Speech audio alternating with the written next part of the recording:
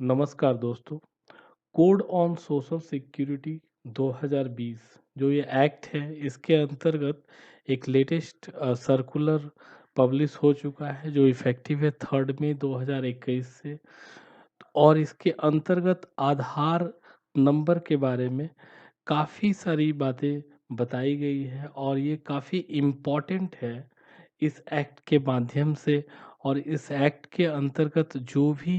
Applicability है उसके लिए भी ये आधार नंबर वेरी वेरी इम्पॉर्टेंट है। तो उसको हम लोग यहाँ पे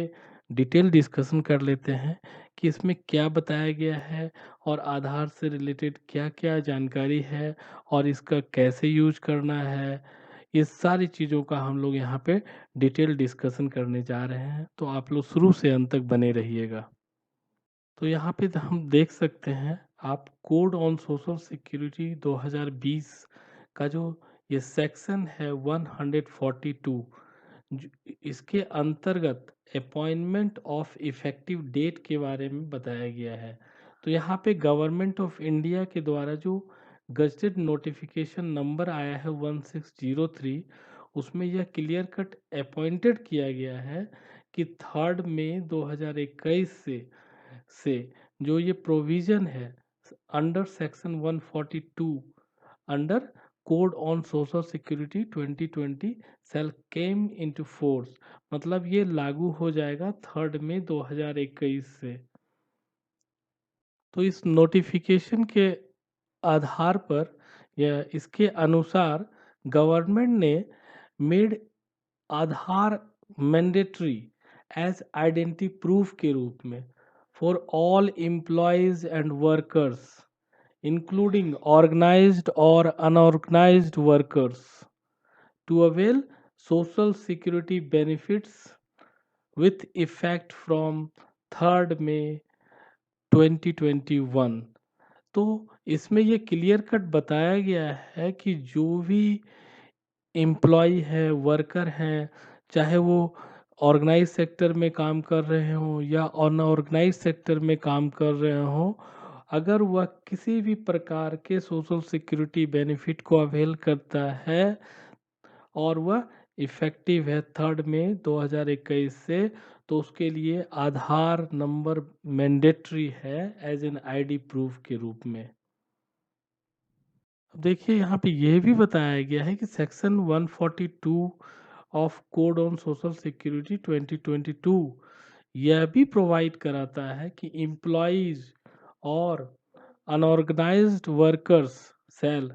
रजिस्टर्ड करना है एज ए बेनिफिशरी के रूप में फॉर सोशल सिक्योरिटी बेनिफिट को अवेल करने के लिए, सोशल सिक्योरिटी सर्विसेज के लिए इस्टेब्लिश हिज आइडेंटिटी, अपने आइडेंटिटी को, एज द केस में भी identity of his family members, अपने फैमिली मेम्बर्स और डिपेंडेंट्स का भी आधार नंबर उनको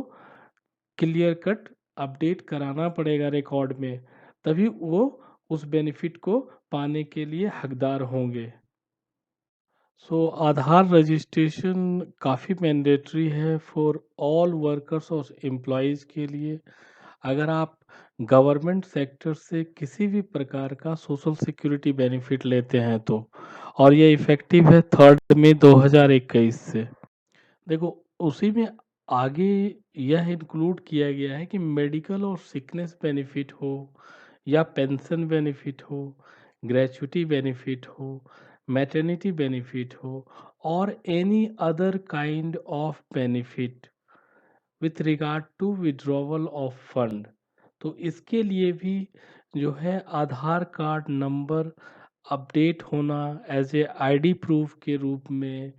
काफ़ी इम्पॉर्टेंट है। तो बिना आधार नंबर को